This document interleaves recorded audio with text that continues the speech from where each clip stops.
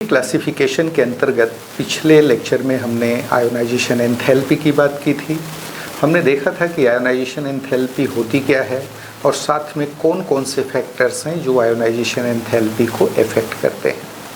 आज के लेक्चर में हम यहाँ पर कुछ रीजनिंग क्वेश्चंस डिस्कस करेंगे और साथ साथ देखेंगे कि आयोनाइजेशन एंथैल्पी की पीरियडिसिटी क्या है, that is across period as well as across group वह किस ढंग से वेरी करती है, परिवर्तित होती है।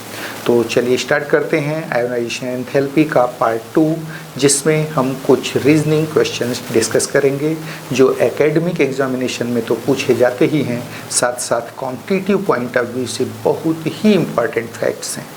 तो देखते हैं स्लाइड में क्या लिखा है। Now give the reason. First ionization enthalpy of beryllium is found to be exceptionally higher than that of boron। तो सबसे पहला क्वेश्चन आपसे एकेडमिक एग्जाम में पूछा जाता है कि कारण बताइए बेरिलियम की आयोनाइजेशन एंथैल्पी बोरॉन से अधिक क्यों होती है, अपवाद स्वरूप बोरॉन से अधिक क्यों होती है। याद रहे इन जनरल जब हम किसी पीरियड में लेफ़्ट टू राइट चलते हैं तो आयोनाइजेशन एंथैल्पी वहाँ पर बढ़ती जाती है। तो बेरिलियम से ज़्यादा आयोनाइजेशन एंथैल्पी किसकी होनी चाहिए थी, बोरॉन की होनी चाहिए थी, बट इन प्रैक्टिस बेरिलियम की आयोनाइजेशन एंथैल्पी ज़्यादा पाई गई है एज कंपेयर टू बोरॉन। देखते हैं इसका कारण क्या है। सबसे पहले स्लाइड में क्या लिखा है। The electronic configuration of beryllium and boron are as under। देखिए बेरिलियम और बोरॉन के इलेक्ट्रॉनिक विन्यास क्या है। Beryllium atomic number 4, electronic configuration है 1s2 2s2। Boron atomic number 5, electronic configuration 1s2 2s2 2px1 2py0 2pz0। यहाँ पर हम देख सकते हैं कि बेरिलियम के केस में इलेक्ट्रॉन जो निकाला जाएगा वह कहाँ से निकाला जाएगा, 2s ऑर्बिटल से जो फुल फील्ड है। Naturally more stable electronic configuration है बेरिलियम का, क्लियर है। वहीं बोरॉन के केस में इलेक्ट्रॉन कहाँ से निकलेगा, 2p सबसेल से निकलेगा, 2p सबसेल के 2px ऑर्बिटल से निकलेगा। तो यहाँ पर दो चीज़ें हैं। एक तो ये कि यहाँ पर p सबसेल न तो हाफ फील्ड कन्फिग्रेशन के कंडीशन में है और न ही फुल फील्ड। हाफ फील्ड कब होता, जब सब में एक एक इलेक्ट्रॉन होते। फुल फील्ड कब होता, जब सारे p ऑर्बिटल में दो दो इलेक्ट्रॉन होते। तो यहाँ पर जो p सबसेल है वह न तो हाफ फील्ड कंडीशन में है न ही फुल फील्ड कंडीशन में है, जबकि बेरिलियम के केस में जो 2s सबसेल है जहाँ से इलेक्ट्रॉन का निकाला जाना है वह फुल फील्ड कन्फिग्रेशन का कंडीशन रखता है, जो रिलेटिवली मोर स्टेबल है। तो ये रीज़न है। क्या देखा आपने, इन case of beryllium electron is removed from 2s orbital which is having full field configuration, relatively more stable configuration. वहीं बोरॉन के केस में इलेक्ट्रॉन 2p ऑर्बिटल से बाहर निकलता है जहां p सबसेल न तो हाफ फील्ड कन्फिग्रेशन रखता है और न ही फुल फील्ड, यानी वह मोर स्टेबल कन्फिग्रेशन के कंडीशन में नहीं है। दूसरा रीज़न है यहाँ पर, दूसरा रीज़न ये है कि जो 2s ऑर्बिटल है वो मोर पेनिट्रेटिंग है, जबकि 2p orbital relatively less penetrating है। तो इलेक्ट्रॉन जब 2s ऑर्बिटल से निकलेगा जो कि मोर पेनिट्रेटिंग ऑर्बिटल है, इलेक्ट्रॉन वहाँ न्यूक्लियस के मोर क्लोज है, उस पर न्यूक्लियर अट्रैक्शन ज़्यादा है, तो नेचुरली 2s ऑर्बिटल से इलेक्ट्रॉन निकालने के लिए ज़्यादा एनर्जी लगानी पड़ेगी, आयोनाइजेशन एंथैल्पी का वैल्यू ज़्यादा होगा। तो यहाँ पर बेरिलियम की आयोनाइजेशन एंथैल्पी बोरॉन से एक्सेप्शनली ज़्यादा क्यों होती है, इसके दो रीज़न मिले। पहला रीज़न मिला कि बेरिलियम में इलेक्ट्रॉन जो बाहर निकलता है, याद रहे हम फर्स्ट इलेक्ट्रॉन की बात कर रहे हैं, फर्स्ट आयोनाइजेशन एंथैल्पी की बात कर रहे हैं।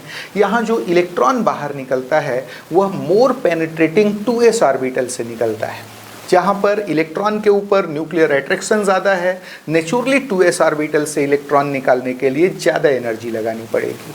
वहीं बोरॉन के केस में इलेक्ट्रॉन 2p ऑर्बिटल से निकलता है जो कि लेस पेनिट्रेटिंग है, वहाँ पर इलेक्ट्रॉन के ऊपर न्यूक्लियर अट्रैक्शन रिलेटिवली कमज़ोर है, इलेक्ट्रॉन को बाहर निकालने के लिए कम एनर्जी लगानी पड़ेगी।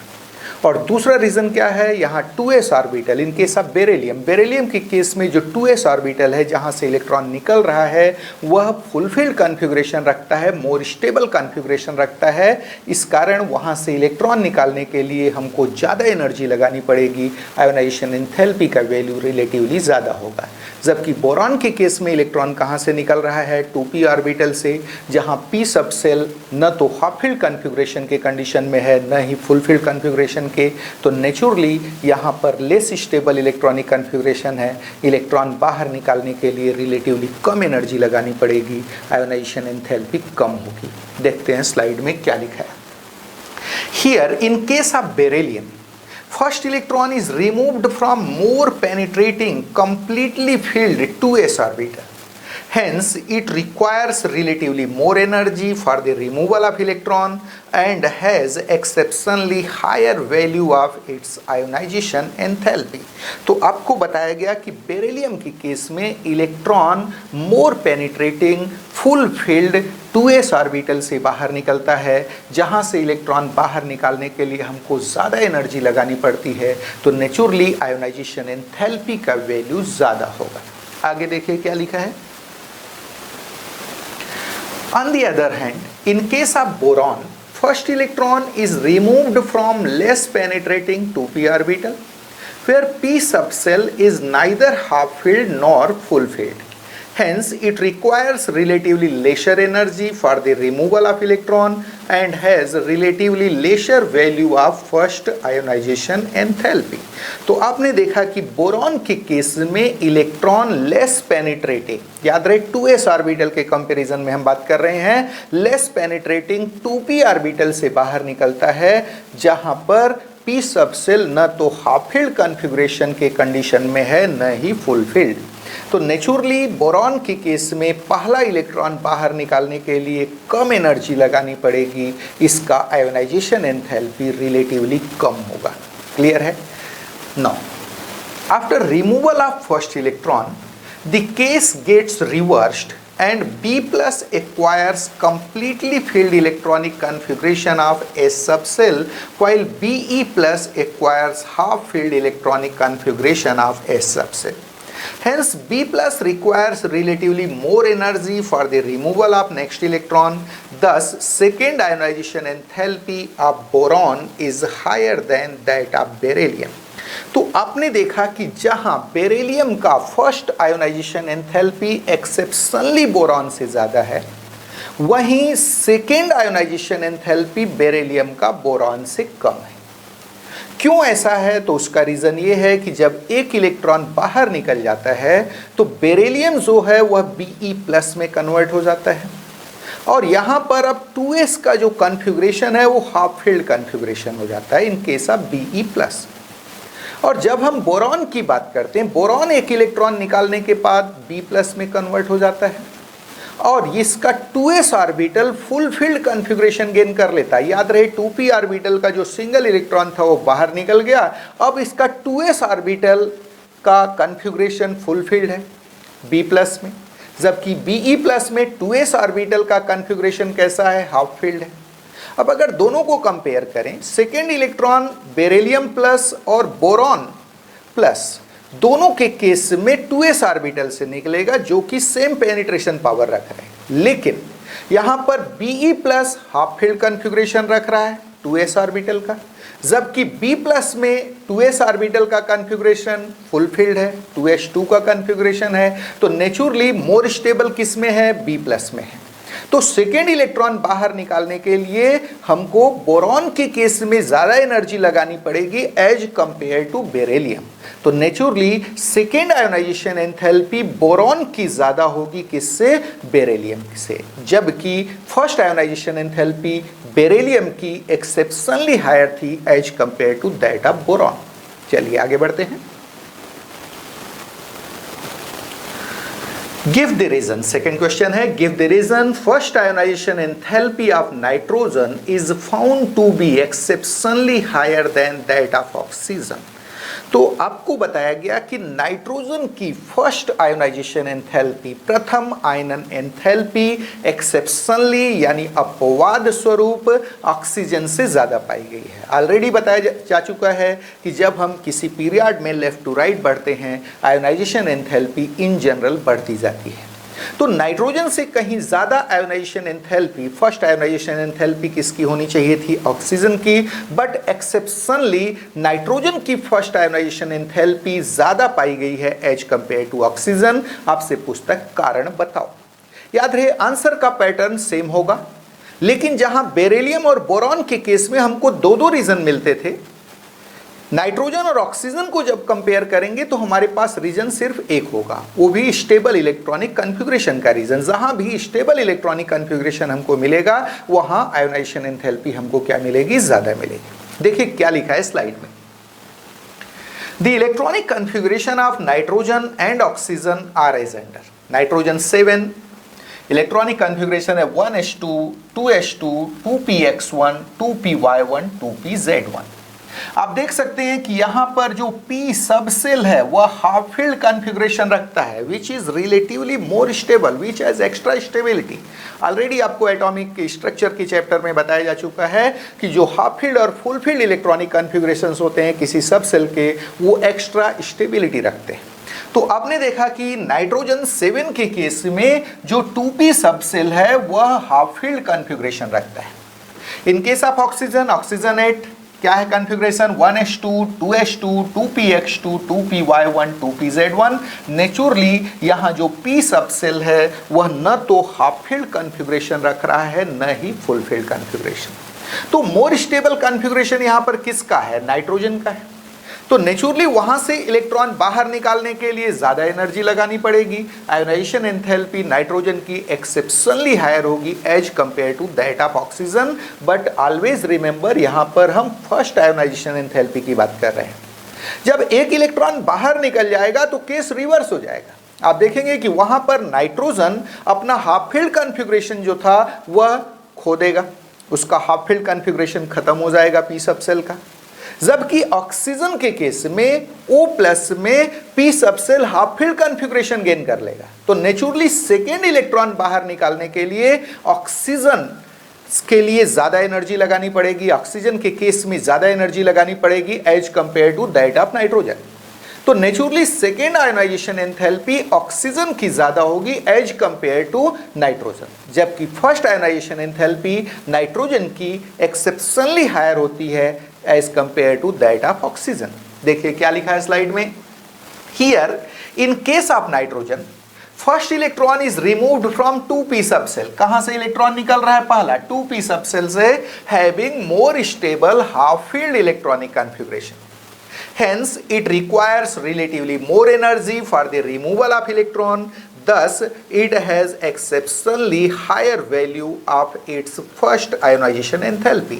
तो आपने देखा कि नाइट्रोजन के केस में जो पहला इलेक्ट्रॉन होता है वह half field 2p sub cell से बाहर निकलता है, जो रिलेटिवली मोर स्टेबल कॉन्फ़िगरेशन है। इस कारण यहाँ से इलेक्ट्रॉन बाहर निकालने के लिए ज़्यादा एनर्जी लगानी पड़ती है। नेचुरली नाइट्रोजन का फर्स्ट आयोनाइजेशन एंथैल्पी एक्सेप्शनली यानी अपवाद स्वरूप ज़्यादा होता है as compare to that of oxygen, oxygen की अपेक्षा। चलिए आगे बढ़ते हैं। On the other hand, in case of oxygen, first electron is also removed from 2p orbital, but it has neither half filled nor full filled electronic configuration. Hence, it requires relatively lesser energy for the removal of electron and has relatively lesser value of its first ionization enthalpy. After removal of first electron, the case gets reversed and O+ acquires half filled electronic configuration of p sub cell, while N+ lose the half filled electronic configuration of p sub cell. Hence, O+ requires relatively more energy for the removal of next electron. Thus, second ionization enthalpy of oxygen is found to be higher than that of nitrogen. तो आपने देखा कि एक electron निकलने के बाद जो nitrogen है वह N+ में कन्वर्ट हो जाता है और उसके 2p सब सेल का जो हाफ फील्ड इलेक्ट्रॉनिक कॉन्फ़िगरेशन था वो खत्म हो जाता है, समाप्त हो जाता है। जबकि ऑक्सीजन एक इलेक्ट्रॉन निकालने के बाद O+ में कन्वर्ट हो जाता है और इसका जो 2p सब सेल है वह हाफ फील्ड इलेक्ट्रॉनिक कॉन्फ़िगरेशन यानी 2px1, 2py1, 2pz1 का कॉन्फ़िगरेशन गेन कर लेता है। नेचुरली सेकेंड इलेक्ट्रॉन बाहर निकालने के लिए नाइट्रोजन के कंपैरिजन में ऑक्सीजन के केस में ज्यादा एनर्जी लगानी पड़ेगी। तो सेकेंड आयोनाइजेशन एंथैल्पी ऑक्सीजन की ज्यादा होगी as compare to that of nitrogen, nitrogen की अपेक्षा। चलिए आगे बढ़ते हैं। Now give the reason. Ionization enthalpy of inert gases is found to be highest in respective period। तो याद रहे किसी भी पीरियड में इनर्ट गैसेस की, अक्रिय गैस तत्वों की आयोनाइजेशन एंथैल्पी सबसे ज्यादा होता है। आपसे पूछता है गिव द रीजन, कारण बताओ ऐसा क्यों होता है। तो उसका रीजन क्या है? आपको मालूम है कि जो इनर्ट गैसेस हैं वो फुलफिल्ड इलेक्ट्रॉनिक कॉन्फ़िगरेशन रखते हैं, ऑक्टेट इलेक्ट्रॉनिक कॉन्फ़िगरेशन यानी NH2NP6 का कॉन्फ़िगरेशन रखते हैं, एक्सेप्ट हीलियम जहां पर मोर स्टेबल डुप्लेट कॉन्फ़िगरेशन होता है, 1s2 का कॉन्फ़िगरेशन होता है। तो आप देखेंगे कि inert gases more stable fulfilled electronic configuration रखते हैं। तो नेचुरली यहां से इलेक्ट्रॉन बाहर निकालने के लिए बहुत ज्यादा एनर्जी लगानी पड़ेगी। इनके आयोनाइजेशन एंथैल्पी रेस्पेक्टिव पीरियड में हाईएस्ट होते हैं। देखिए क्या लिखा है स्लाइड में। Inert gases have highly stable completely filled electronic configuration NH2NP6 always remember except helium. Helium के केस में डुप्लेट इलेक्ट्रॉनिक कॉन्फ़िगरेशन होता है, 1s2 का इलेक्ट्रॉनिक कॉन्फ़िगरेशन होता है क्योंकि वहां first shell outermost shell है और फर्स्ट सेल में 2 इलेक्ट्रॉन से ज्यादा नहीं रह सकते। चलिए तो आपने क्या देखा? Inert gases have highly stable completely filled electronic configuration that is NH2NP6, thus they have closed cell octet configuration। इनका कैसा कॉन्फ़िगरेशन है? ऑक्टेट कॉन्फ़िगरेशन है। Hence, they require highest energy for the removal of electron and therefore have highest value of their ionization enthalpy। तो naturally इनका closed shell octet electronic configuration होता है। यहां से इलेक्ट्रॉन बाहर निकालने के लिए बहुत ज़्यादा एनर्जी लगानी पड़ती है क्योंकि इलेक्ट्रॉनिक कॉन्फ़िगरेशन है वो हाईली स्टेबल है इनके केस में। तो नेचुरली इनका आयोनाइजेशन एंथैल्पी हाईएस्ट होगा इन रेस्पेक्टिव पीरियड। किसी भी पीरियड में सबसे ज्यादा आयोनाइजेशन एंथैल्पी किसकी होती है? तो आंसर इज इनर्ट गैसेस, अक्रिय गैस तत्वों की। चलिए आगे बढ़ते हैं। Now periodicity of ionization enthalpy. Ionization enthalpy की आवर्तिता की बात करेंगे। किसी आवर्त में लेफ्ट टू राइट जाने पर आयोनाइजेशन एंथैल्पी कैसे वेरी करती है या किसी ग्रुप में टॉप टू बॉटम चलने पर उसमें वेरिएशन कैसा होता है, अब हम इसको देखेंगे। सबसे पहले देखते हैं स्लाइड में क्या लिखा है। On moving left to right in a period of periodic table, atomic size goes on decreasing while nuclear charge goes on increasing. Hence, electrons are more strongly attracted towards the nucleus.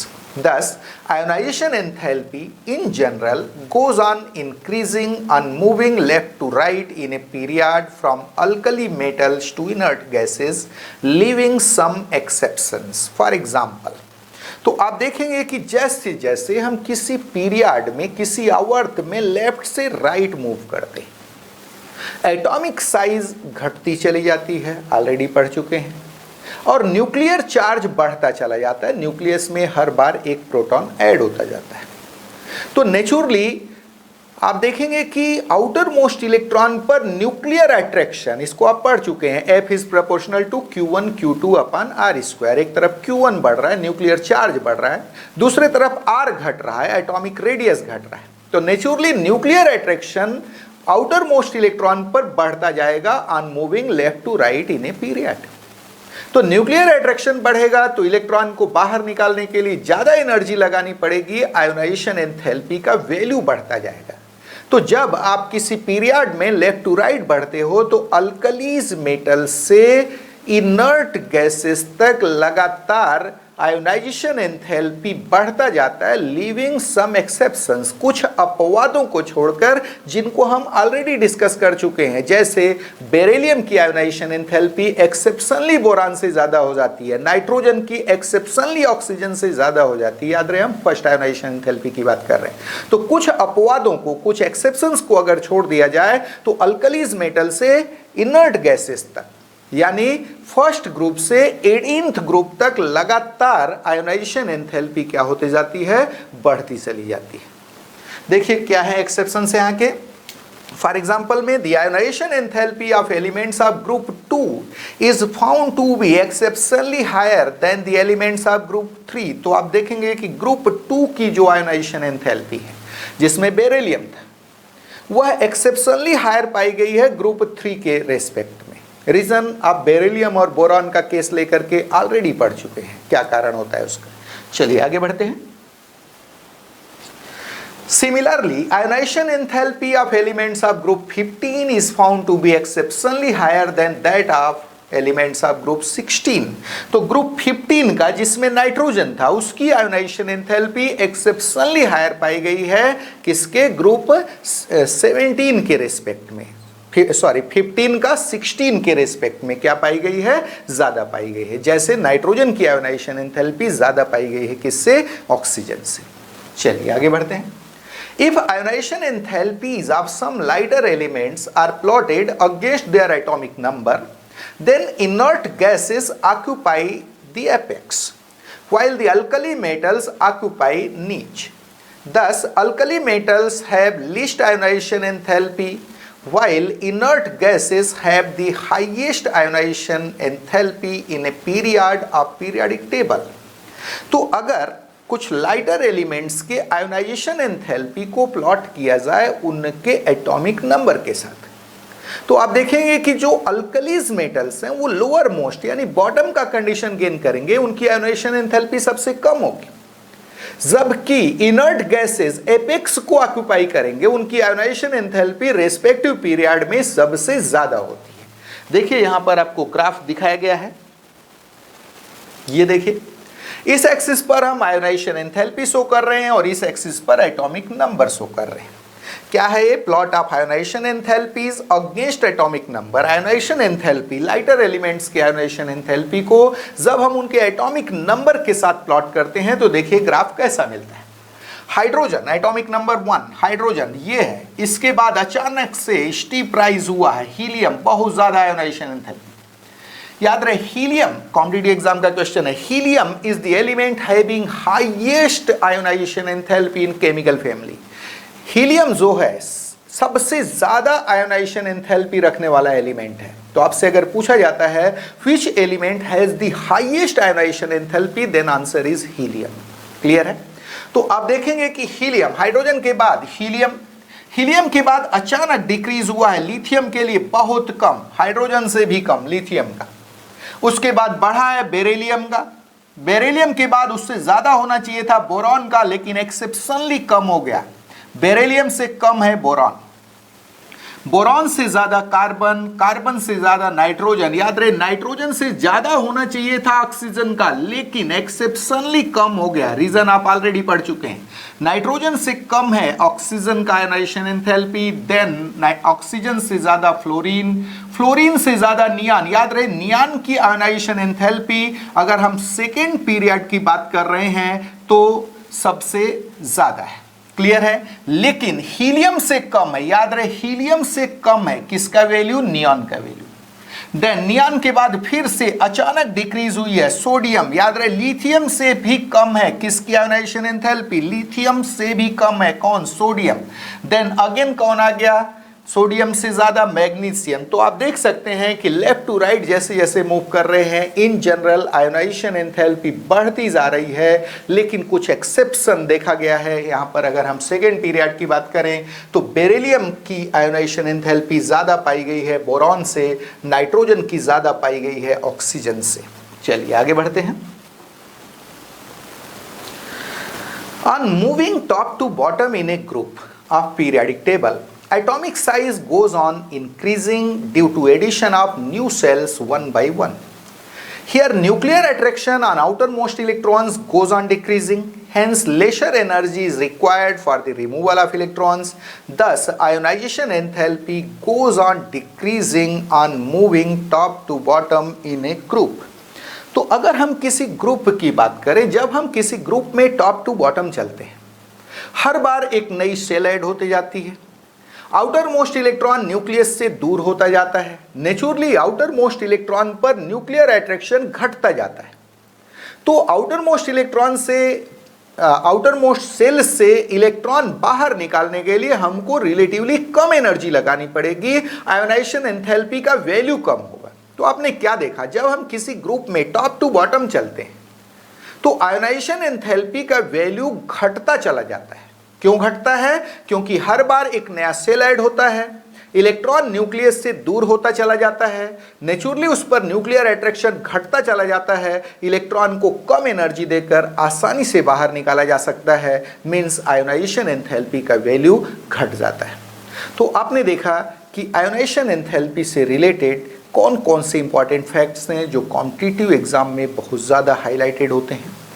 साथ में आपने ये भी देखा कि academic questions कौन कौन से पूछे जाते हैं, एकेडमिक एग्जाम में यहाँ से क्या क्या रीजनिंग क्वेश्चंस आते हैं, और आयोनाइजेशन एंथैल्पी का अक्रॉस पीरियड्स और अक्रॉस ग्रुप वेरिएशन कैसा होता है। इनसे रिलेटेड कॉम्पिटिटिव क्वेश्चंस यूजुअली आपसे पूछे जाते हैं। तो आज के लेक्चर में हम बस इतना ही ले रहे हैं। आयोनाइजेशन एंथैल्पी को हमने यहाँ ख़त्म किया। नेक्स्ट लेक्चर में हम बात करेंगे इलेक्ट्रॉन गेन एंथैल्पी की। बहुत ही इंपॉर्टेंट टॉपिक है, कॉम्पिटिटिव एग्जाम में बहुत सारे क्वेश्चंस पूछे जाते हैं और साथ में एकेडमिक एग्जाम में भी आपसे यहाँ पर रीजनिंग क्वेश्चंस पूछे जाते हैं। तो नेक्स्ट लेक्चर में हम बात करेंगे इलेक्ट्रॉन गेन एंथैल्पी की। आज के लेक्चर में बस इतना ही। Thank you.